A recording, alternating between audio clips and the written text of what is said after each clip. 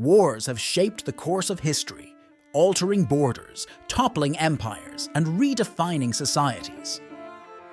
From the ancient clashes of the Greeks and Persians to the modern-day conflicts that echo across continents, each battle tells a story of strategy, courage, and change. The Art of Battle, a journey through history's pivotal conflicts. The sound of battle never truly changes. From the clash of bronze against bronze at dawn over the hot gates of Thermopylae to the thunderous artillery barrages that shattered the frozen streets of Stalingrad, the fundamental notes remain the same. The sharp ring of steel, the desperate shouts of men, the terrible silence that follows.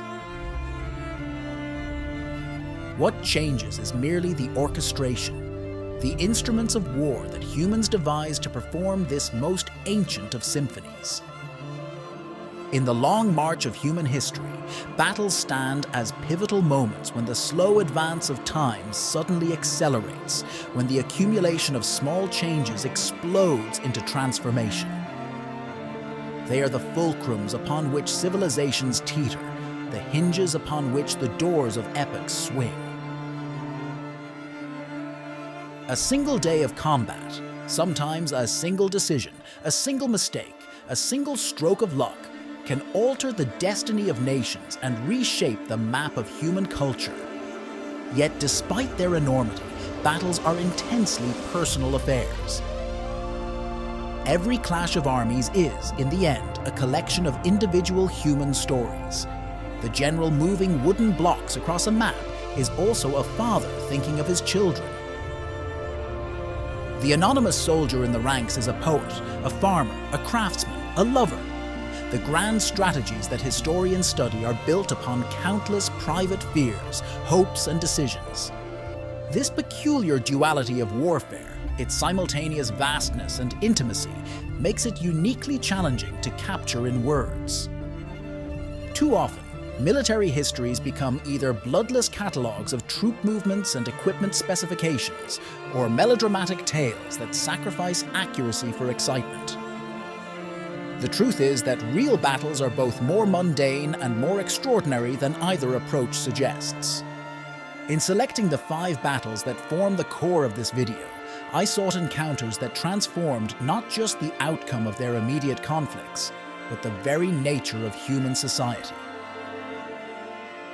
Each represents a moment when history could have taken a radically different path.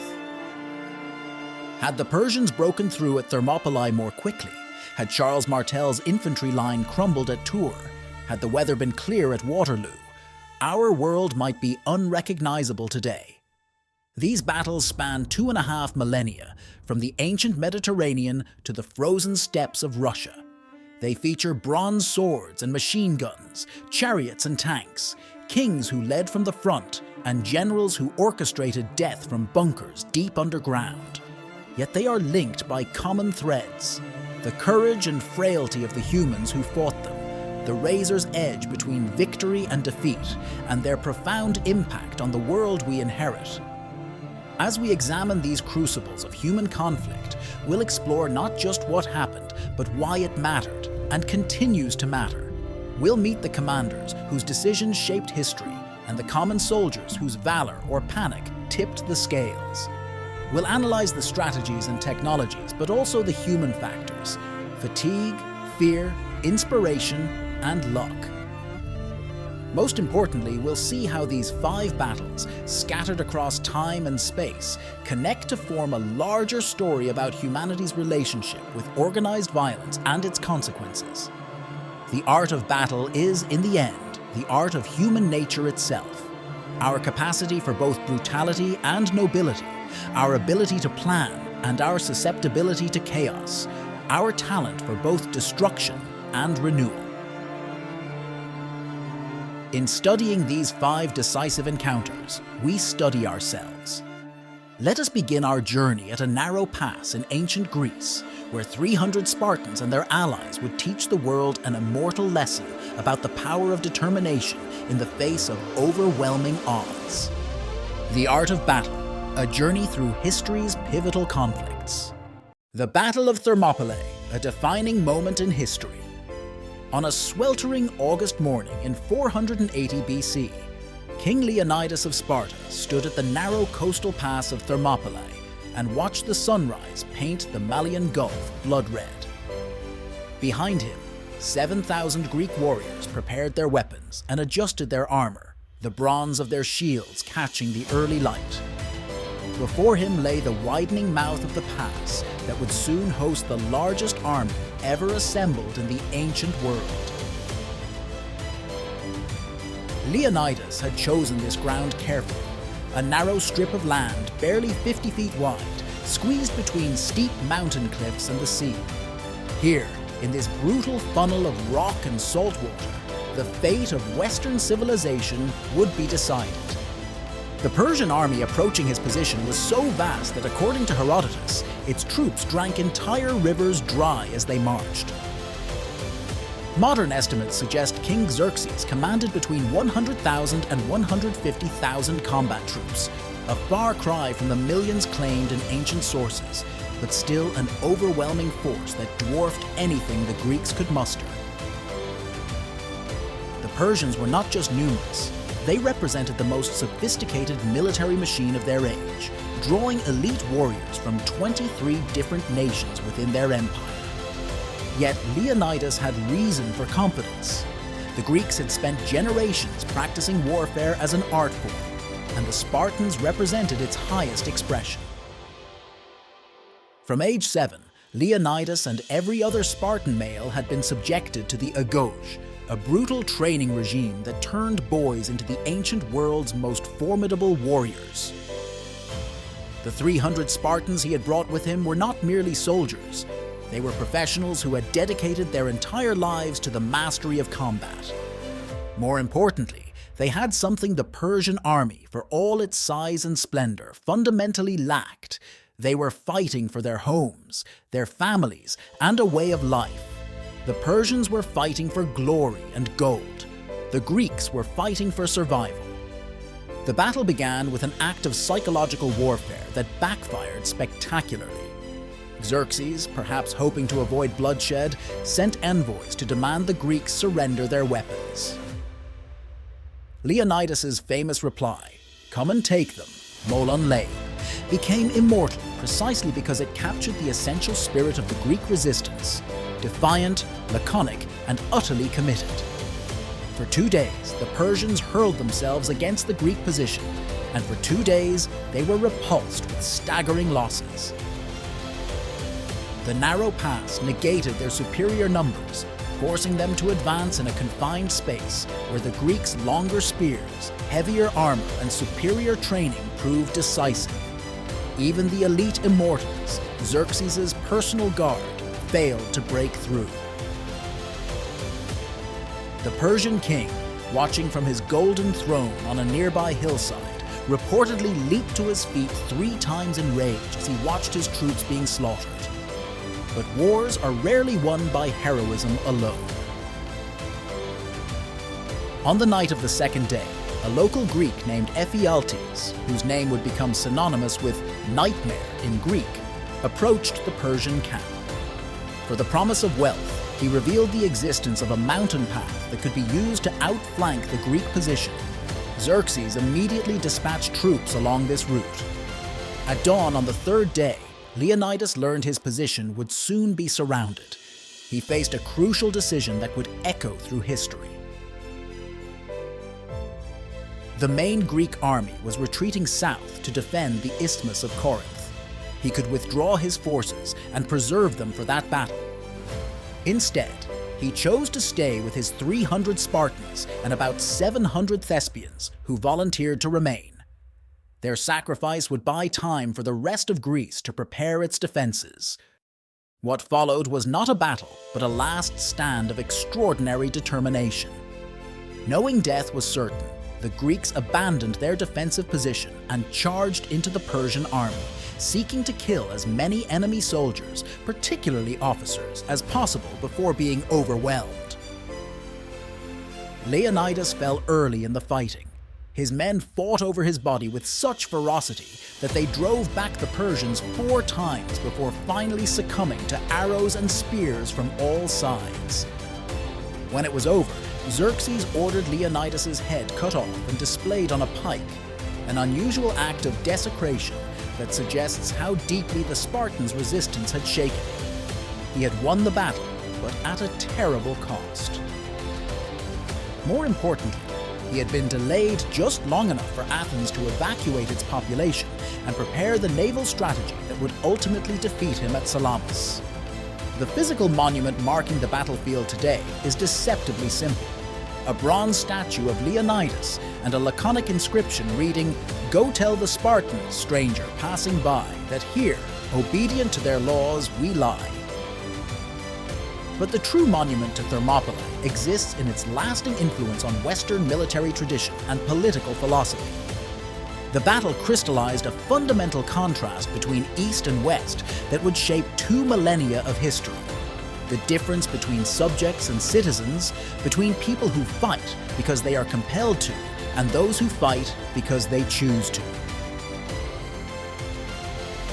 The 300 Spartans died not just for Sparta, but for an idea that ordinary men, fighting for their homes and their beliefs, could stand against the mightiest empire on earth.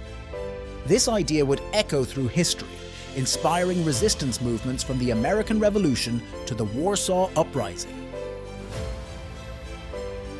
When vastly outnumbered British airmen held off Hitler's Luftwaffe in 1940, Winston Churchill famously declared that never in the field of human conflict was so much owed by so many to so few, a sentiment that could have been equally applied to the defenders of Thermopylae. The battle also provides timeless lessons about the role of terrain in warfare, the importance of good intelligence, and the power of determined defenders in a strong position. Modern military academies still study how a small force can effectively delay a much larger one, using the principles Leonidas employed. But perhaps the most profound legacy of Thermopylae is how it demonstrates that defeat can be as influential as victory. The Spartans lost the battle, but helped win the war. More importantly, they showed that some principles are worth dying for, a lesson that would shape Western civilization's understanding of both warfare and citizenship for generations to come. As Xerxes' army moved south toward Athens, they might have won the pass, but they had been taught a costly lesson about the people they were trying to conquer. The Greeks were not simply fighting for land or wealth, they were fighting for a way of life. This same spirit would manifest again 2 centuries later, when another Eastern empire would meet Western resistance on the plains of Tours. The Battle of Tours, a turning point in European warfare. The autumn morning of October 10th, 732 AD dawned cold and grey over the plains between Tours and Poitiers in central France. The previous day's rain had turned the ground treacherous, the kind of mud that could swallow a horse's leg to the fetlock or make an armoured man's footing betrayingly uncertain. For 7 days, 2 vast armies had been shadowboxing across this landscape, each seeking the perfect ground for their preferred style of combat. Now, as morning mist rose from the sodden earth, they had found it. To the south, Abdul Rahman al-Ghafiqi, governor of Muslim Spain, surveyed his army of Moorish cavalry, perhaps 40,000 strong. Their horses stamped restlessly in the morning chill, breath steaming in the October air. These were the heirs to a century of unstoppable Islamic expansion, warriors who had conquered their way from the deserts of Arabia to the Atlantic coast of Spain in less than 100 years.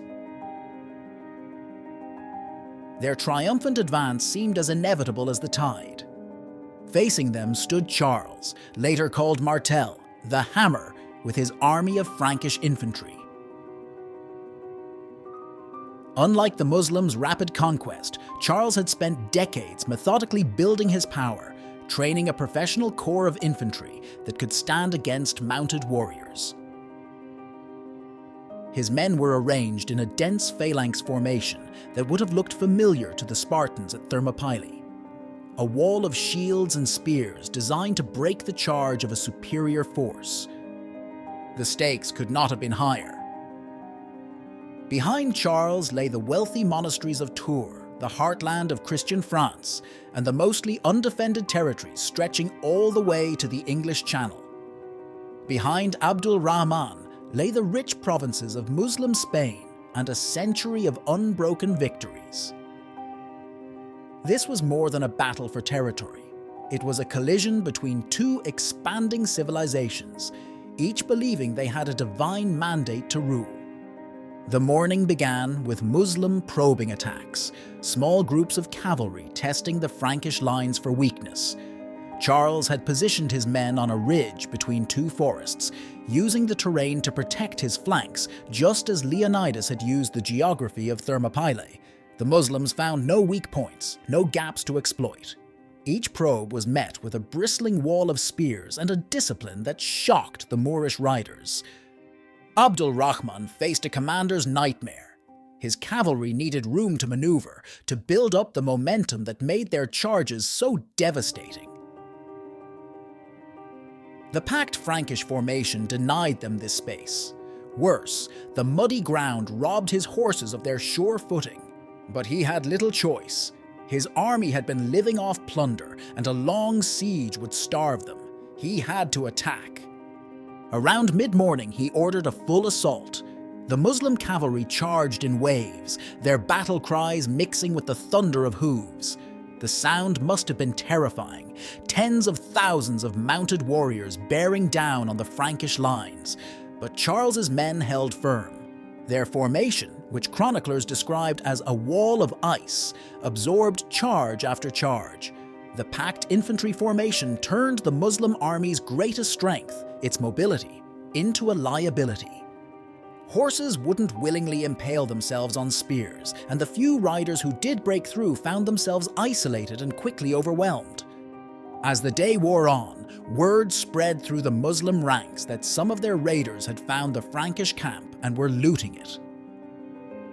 The prospect of losing their plunder proved too tempting for many warriors, who broke off from the battle to protect their spoils. This was the moment Charles had been waiting for. Seeing the Muslim formation begin to fragment, he ordered a counterattack. The Frankish infantry advanced as a single mass, maintaining their cohesion even in the attack. Abdul Rahman desperately tried to rally his men, fighting personally in the front lines to stem the Frankish advance. His courage cost him his life. He fell somewhere in the late afternoon, his body lost in the chaos of battle. Without their commander, the Muslim army began to disintegrate. As darkness approached, the remaining Moorish cavalry retreated to their camp. During the night, they slipped away, abandoning their tents and much of their plunder. The next morning, Charles ordered his men to maintain their formation, suspecting a trap. Only after confirming the Muslim army had truly withdrawn did he allow his men to plunder the abandoned camp. The Battle of Tours marked the high watermark of Muslim expansion into Western Europe. While border raids would continue for centuries, never again would an Islamic army penetrate so deeply into France. Charles's victory earned him his nickname, the Hammer, and laid the foundation for the Carolingian dynasty that would, under his grandson Charlemagne, reshape European civilization. More fundamentally, Tours represented a crucial innovation in warfare, the triumph of disciplined heavy infantry over cavalry. For centuries, mounted warriors had dominated European battlefields. After Tours, the importance of professional, well-trained infantry would only grow. The battle helped establish the military framework that would define medieval European warfare, the heavily armored warrior, whether mounted or on foot, supported by disciplined formations of professional soldiers. The parallels with Thermopylae are striking. In both battles, a disciplined infantry force used favorable terrain and superior tactical position to defeat a more mobile enemy. Both battles represented the clash of distinct military and cultural traditions, and both demonstrated how the outcome of a single day's fighting could alter the course of civilization. Yet Tours also marked something new. the emergence of a distinctly European style of warfare that merged Roman tactical traditions with Germanic warrior culture. The Frankish army that faced the Muslims wasn't fighting to preserve an existing civilization like the Greeks at Thermopylae, but to forge a new one. The world that emerged from Tours would be neither Roman nor Germanic nor Muslim, but something altogether new: medieval Christendom. As the Moorish army retreated south towards Spain, they left behind more than their camps and casualties. They left behind the idea of Islamic inevitability, the sense that their conquest of Europe was divinely ordained. In its place arose a new confidence among the Franks, a belief that they could not only resist invasion, but build something lasting of their own. 3 centuries later, this same confidence would animate another ambitious warrior as he planned the conquest of England. On another autumn morning, William of Normandy would demonstrate how thoroughly European warfare had evolved since Tours, even as he fought for stakes just as momentous: the role of fortune in the Battle of Hastings. If Tours represented the clash of civilizations and Thermopylae the power of sacrifice, then Hastings embodied something else entirely: the role of fortune in human affairs. On October 14, 1066, 3 armies, 3 claims to a throne, and 3 visions of England's future collided in a series of events so improbable that they would seem contrived if written as fiction. The fate of English civilization would be decided not just by courage or tactics, but by a sequence of coincidences that border on the miraculous. The story begins, as so many medieval tales do, with a death. On January 5, 1066, Edward the Confessor, King of England, died childless. In the peaceful quiet of his bedchamber, he allegedly whispered his final wishes to those gathered around him. What exactly he said would be debated for generations. Did he name Harold Godwinson, the powerful Earl of Wessex, as his heir? Or had he promised the throne years earlier to his Norman cousin, William the Bastard? Perhaps he had intended it for Harald Hardrada, the Viking king of Norway, who claimed it through an ancient pact. By sunrise the next day, Harold Godwinson had been crowned King Harold II of England. The speed of his coronation suggests he knew what was coming. Both William and Hardrada would certainly challenge his claim, and England would face invasion from both north and south. What nobody could have predicted was that both invasions would come within weeks of each other. The northern threat struck first. On September 20th, Harold Hardrada, allied with Harold's own exiled brother Tostig, landed in Yorkshire with a massive Viking army.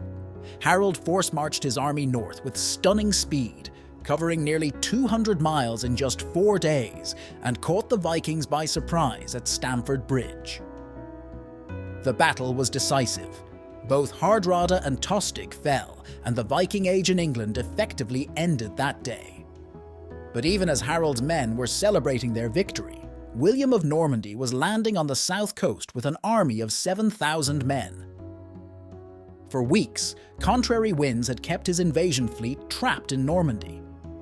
Now, those same winds had shifted just as Harold's army was occupied in the north. William could not have planned it better if he had commanded the weather himself. Harold again force-marched his army south, covering the distance between York and London in just over a week. An extraordinary feat that left his men exhausted, but got them to London in time to meet the Norman threat. He might have been wise to rest his troops and gather reinforcements. Instead, perhaps fearing William would gain strength if given time, he pushed on toward Hastings. The battlefield Harold chose was Senlac Hill, a defensible position that forced the Normans to fight uphill. Like Leonidas at Thermopylae and Charles Martel at Tours, Harold understood the value of terrain. His army formed the classic Anglo-Saxon shield wall atop the ridge, a formation that had served English armies well for generations. These were the heirs to the tactical revolution that had triumphed at Tours, professional warriors who knew how to hold a line against cavalry. William's army, by contrast, represented military innovation. His force combined mounted knights, infantry, and, crucially, archers in a sophisticated combined arms approach that would define medieval warfare for centuries to come. The Normans had learned from both the Muslims they fought in Sicily and the Byzantines they encountered in southern Italy. They were no mere warriors, but military entrepreneurs who had synthesized diverse fighting traditions into something new. The battle began around 9 a.m. with a barrage of Norman arrows that proved largely ineffective against the English shield wall. William then launched his infantry, who struggled up the slope only to be repelled. His cavalry charges met the same fate. By midday, word spread through the Norman ranks that William had fallen. To prevent a rout, the Duke rode through his army, lifting his helmet to show he lived. This moment of crisis turned to opportunity when some of William's men began a strategic retreat. Seeing the Normans flee, many English soldiers broke ranks to pursue, exactly what William had hoped for. The Norman cavalry wheeled and cut down the exposed pursuers. This pattern would repeat several times throughout the day. Feigned retreat, impetuous pursuit, devastating counterattack. Each time the English shield wall grew thinner. As afternoon waned, William ordered his archers to shoot high, arcing their arrows over the English shields to fall among the defenders. This tactical adjustment proved decisive. According to legend, one of these arrows struck Harold in the eye, though the truth of this is debated. What's certain is that Harold fell, and with him fell Anglo-Saxon England. The battle's aftermath transformed England more completely than any military engagement since the Roman conquest.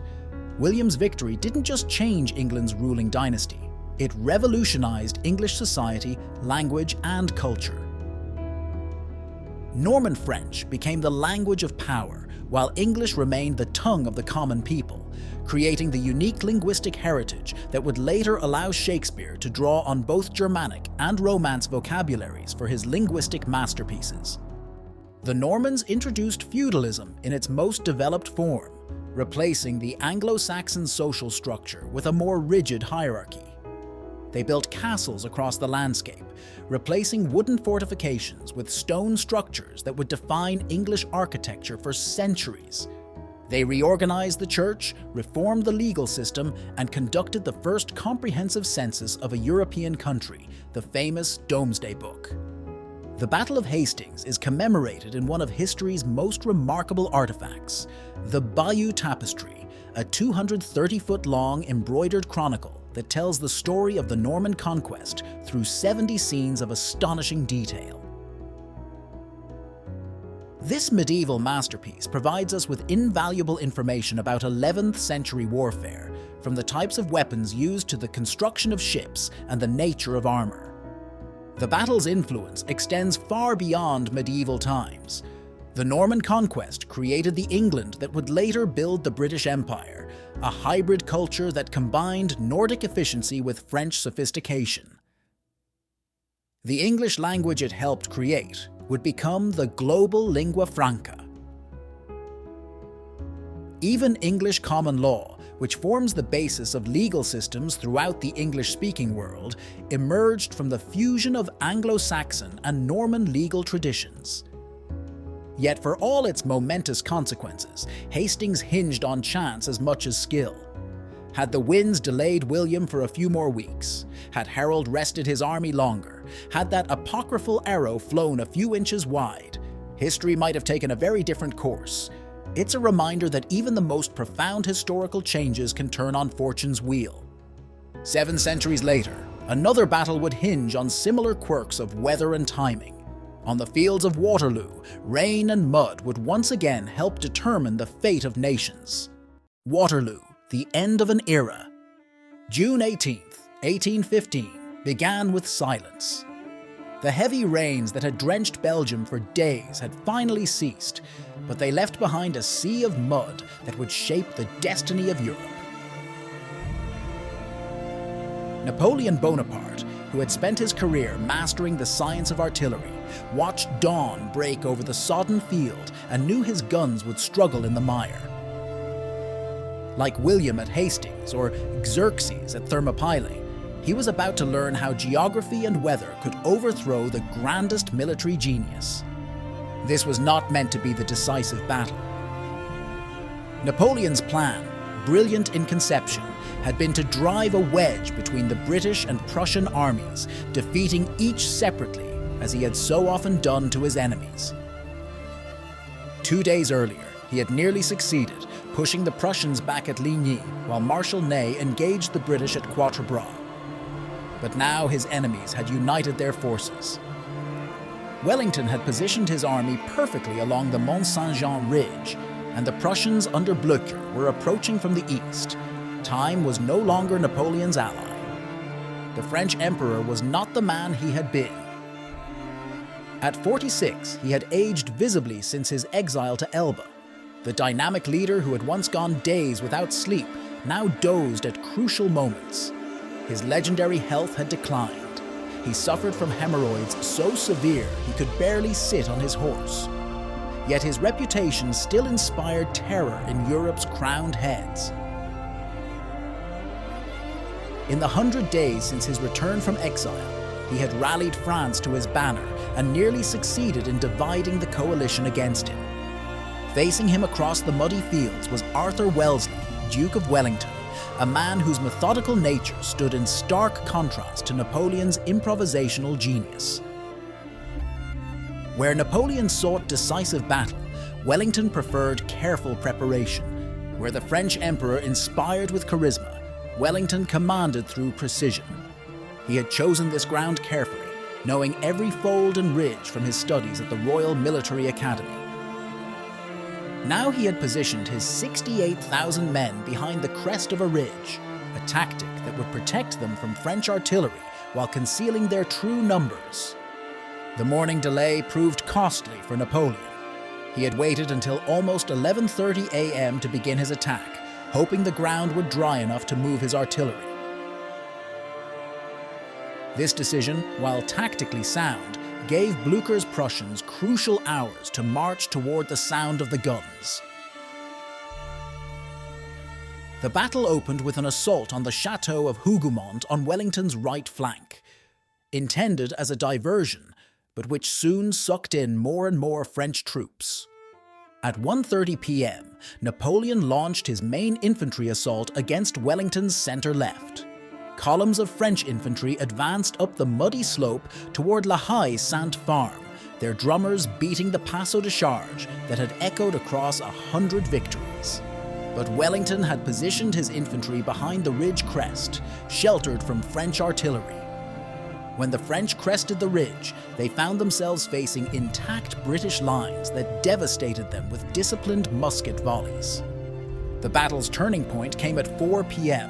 when Marshal Ney, misinterpreting a movement of British wounded to the rear as a retreat, launched a massive cavalry charge. It was an epic sight. 12,000 horsemen advancing in waves up the slope, their polished breastplates catching the afternoon sun. But Wellington had prepared for this too. His infantry formed squares, hollow rectangles bristling with bayonets, that the French cavalry couldn't break. Without infantry support, the spectacular charges wasted Napoleon's cavalry reserves while achieving nothing. By 6 p.m., the French had captured La Haye-Sainte, creating a dangerous gap in Wellington's centre. Had Napoleon had his usual energy and reserves, this might have been the decisive moment.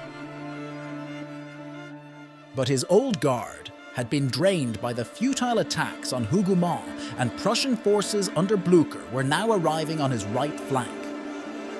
Like Harold at Hastings, Napoleon found himself facing a two-front battle as day waned.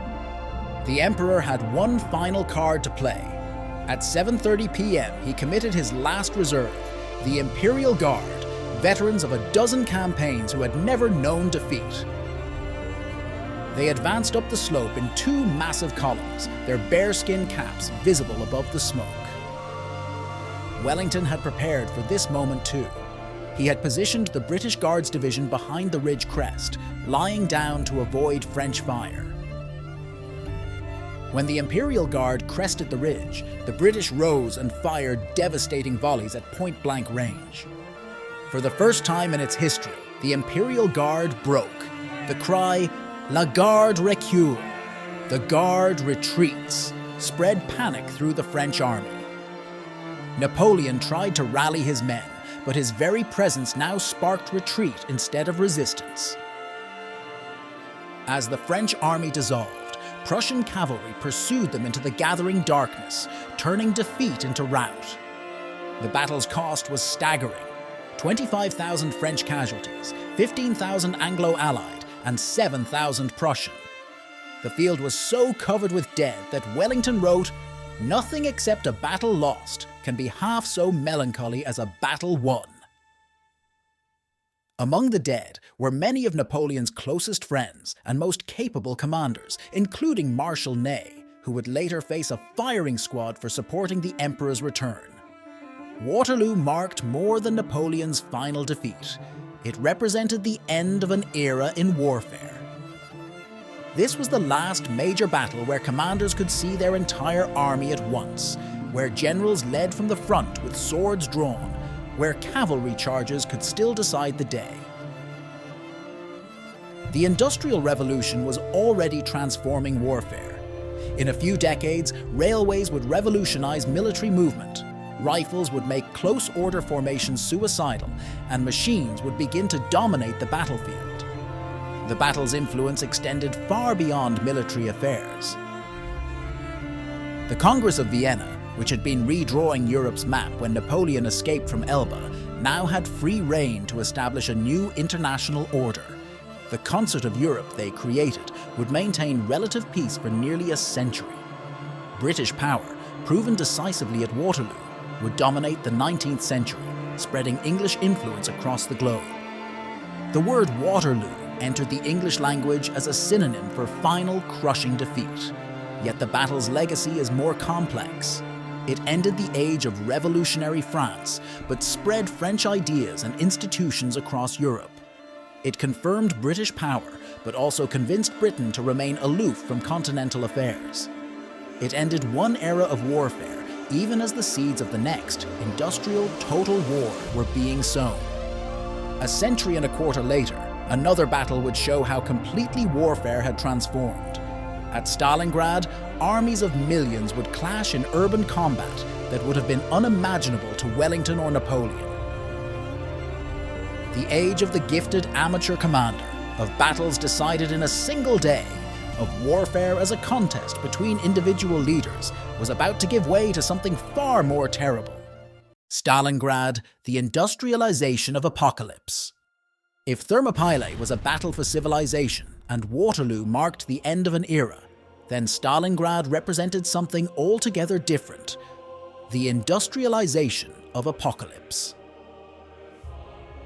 Between August 1942 and February 1943, 2 million human beings clashed in conditions that defied description.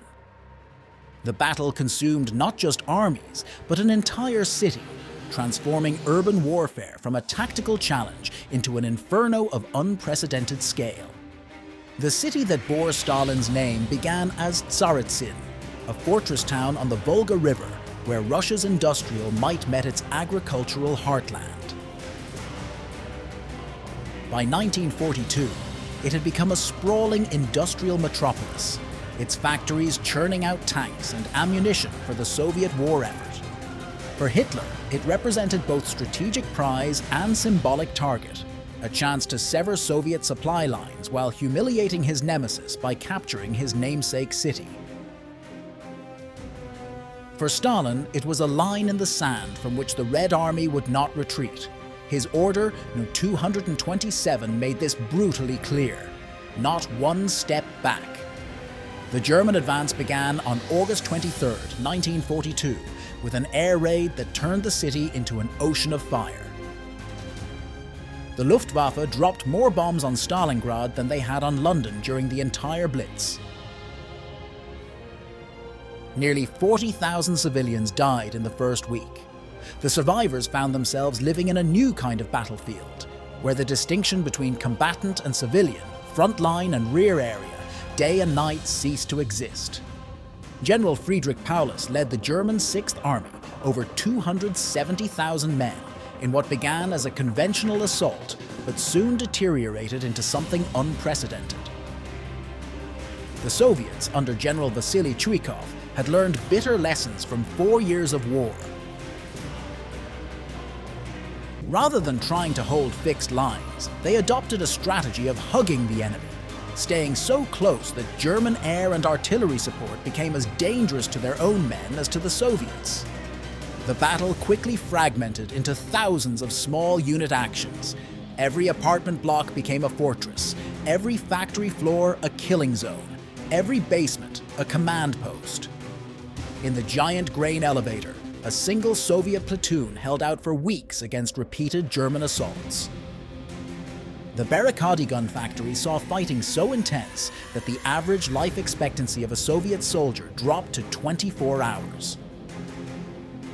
Control of a single building's upper floors could rest with one side while the basement remained in enemy hands. Unlike the commanders at Waterloo, who could survey the entire battlefield, generals at Stalingrad struggled to even know where their units were. Radio communications were disrupted by the steel and concrete forest of the city. Runners disappeared in the rubble. Units that showed as active on maps had ceased to exist hours or days earlier. The human experience of Stalingrad defied traditional military narratives. Soldiers fought not for glory or even victory, but for mere survival. They developed a new vocabulary for this new kind of war. Rattenkrieg, rat war, the Germans called it, fighting in tunnels and cellars. The Soviets spoke of every house a fortress, turning each building into a hedgehog of defense that had to be reduced room by room, floor by floor. The battle scale dwarfed anything in previous military history. Over 1,000 tons of explosives fell on the city every day. By November, the fighting had devolved into battles for individual rooms.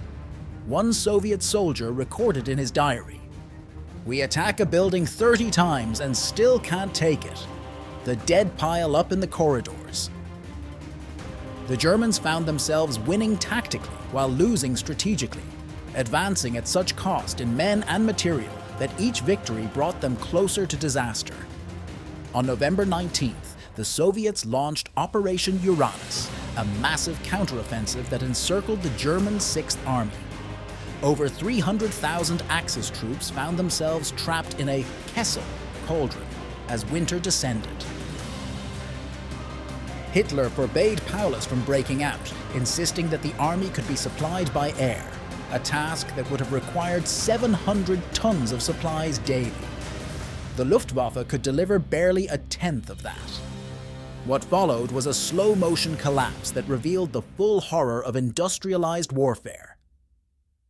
As temperatures plunged to minus 30 degrees Celsius, minus 22 degrees Fahrenheit, soldiers on both sides froze to death in their positions. Horses were eaten first, then rats, then leather equipment. Medical supplies ran out. Wounds that would have been survivable in previous wars became death sentences. The Germans resorted to melting snow for water, burning furniture and books for warmth. By January 1943, the German position was untenable. Hitler promoted Paulus to field marshal, knowing that no German field marshal had ever surrendered. On January 31st, Paulus surrendered anyway. Of the 91,000 Germans taken prisoner, only 5,000 would survive to return home after the war.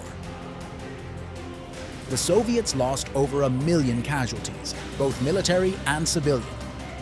Stalingrad marked the turning point of World War II, but its significance extends far beyond that conflict. It demonstrated how industrial warfare had transformed military reality. The battle consumed more resources than entire campaigns in previous wars. It showed how modern cities could become battlefields that negated traditional advantages in technology and tactics. Most importantly, it revealed how total war erased the distinction between military and civilian targets. The battle's legacy influenced military thinking for generations. Soviet veterans who survived Stalingrad helped develop urban warfare doctrine that would influence conflicts from Vietnam to Syria. The psychological impact of the battle, particularly the effects of prolonged combat in apocalyptic conditions, led to new understandings of combat stress and trauma. Today, the battle site has been rebuilt, though visitors can still find bullets and bones in the soil after rain. The massive statue of Mother Russia, sword raised in defiance, towers over a city that has reclaimed its original name, Volgograd. But beneath the modern streets lie layers of rubble that entomb countless unrecovered dead, a reminder of how industrialized warfare transformed human conflict into something the soldiers of Waterloo or Thermopylae could scarcely have imagined. The battle remains a warning about the destructive power of ideology when combined with industrial might. Hitler's obsession with capturing the city bearing Stalin's name and Stalin's determination to defend it at any cost turned what might have been a limited engagement into an apocalyptic struggle that devoured armies and destroyed a city. In the atomic age that followed, the lessons of Stalingrad gained new relevance. The battle showed how modern warfare could destroy the very prize being fought over, a lesson that would inform Cold War strategies of deterrence. It demonstrated how the commitment of total resources to total war could hollow out even the strongest military machine. Perhaps most importantly, it showed how the advancement of military technology had not made warfare more civilized or limited. If anything, it had made it more terrible and all-consuming. As we look toward future conflicts, Stalingrad's lessons remain relevant. Urban warfare continues to neutralize technological advantages, as seen in conflicts from Grozny to Fallujah. The psychological effects of prolonged combat in destroyed cities continue to challenge military planners and medical professionals. And the question of how to wage war without destroying the very things being fought for remains as pertinent as ever. From Thermopylae to Stalingrad, the nature of battle has evolved from contest to cataclysm. Yet through it all, the human elements, courage, fear, leadership, and sacrifice remain constant. These 5 battles, spanning 2.5 millennia, show us not just how warfare has changed, but how it continues to shape our world and challenge our humanity. Echoes through time, lessons from history's greatest battles. History's greatest battles reach across the centuries to shape our world in ways their participants could never have imagined. From the hot gates of Thermopylae to the frozen ruins of Stalingrad, each conflict we've examined has left an indelible mark not just on military science, but on human civilization itself. These 5 battles, spanning 24 centuries, reveal both the evolution of warfare and its unchanging core. At Thermopylae, we saw how terrain and determination could multiply the power of a small force, a lesson that would resonate at Tours, where Charles Martel's infantry proved that disciplined soldiers could defeat supposedly superior cavalry. At Hastings, we witnessed how fortune and adaptation could transform not just battle, but an entire society. Waterloo showed us the last gasp of personalized warfare, where great commanders could still survey entire battlefields and make decisions that directly shaped events. And at Stalingrad, we saw how industrialization had transformed war into something those earlier commanders would have found incomprehensible, yet still recognizable in its fundamental human elements. Several themes emerge from our study. First, the decisive role of terrain and weather.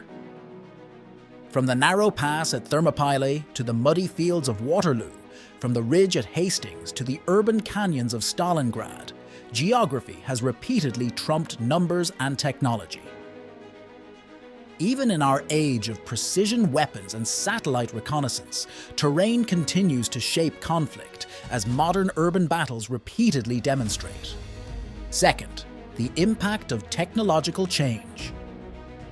Each battle showcased the military technology of its era. The bronze shields and spears of Thermopylae, the stirrups and lances of Tours, the longbows of Hastings, the artillery of Waterloo, the tanks and aircraft of Stalingrad. Yet in each case, human factors, morale, leadership, discipline and luck, proved at least as important as technological advantages. Third, the crucial role of logistics. The Persians at Thermopylae and the Germans at Stalingrad both discovered that assembling massive armies meant nothing if you couldn't supply them. Wellington's mastery of logistics helped him triumph at Waterloo, while Harold's forced marches before Hastings may have cost him the battle. In our own time, when armies depend on complex supply chains and sophisticated maintenance, logistics has become even more critical. Fourth, the increasing scale and complexity of warfare. At Thermopylae, a few thousand men fought in a narrow pass. By Stalingrad, millions clashed across a sprawling urban battlefield, supported by industrial production and complex supply chains. Yet even as warfare has grown more complex, its fundamental nature, the clash of human wills through organized violence, remains unchanged. Looking toward the future, these battles offer crucial lessons. The rise of cyber warfare, autonomous weapons, and artificial intelligence might seem to make historical battles irrelevant. Yet the fundamental principles, the importance of terrain, now including digital terrain, the role of morale, the crucial nature of logistics, the unpredictability of combat, remain as relevant as ever. Moreover, as warfare becomes more technological, the human element may become even more crucial. The soldiers at Thermopylae and the defenders of Stalingrad remind us that determination and sacrifice can overcome seemingly insurmountable odds.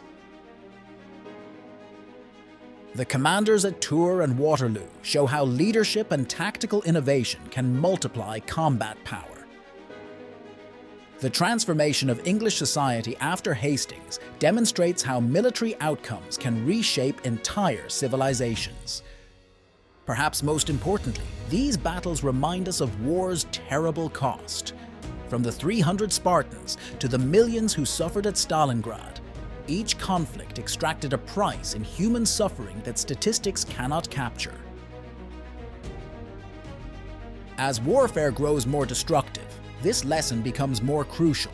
The soldiers who fought at Thermopylae could destroy only what they could reach with sword and spear.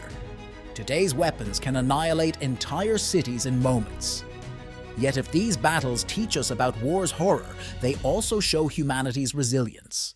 The Greeks rebuilt after Thermopylae, just as Russians reconstructed Stalingrad. English culture survived and flourished after the Norman conquest, just as European civilization recovered from the Napoleonic Wars. Human society has an extraordinary capacity to absorb and transcend even the most devastating conflicts.